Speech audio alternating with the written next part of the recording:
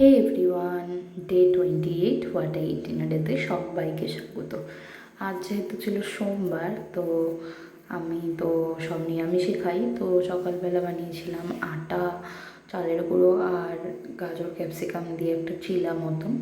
দুপুরে স্ট্রেট খেয়েছিলাম হচ্ছে আলু উচ্ছে সেদ্ধ মাখা সর্ষের তেল আর লঙ্কা দিয়ে।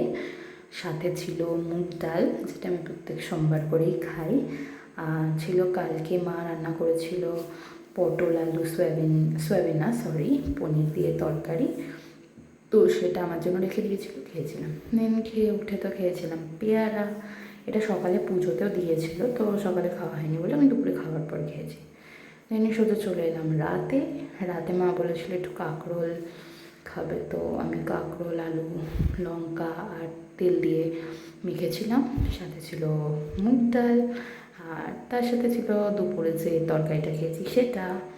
তো আজ সারাদিন এগুলোই খেলাম। টাটা।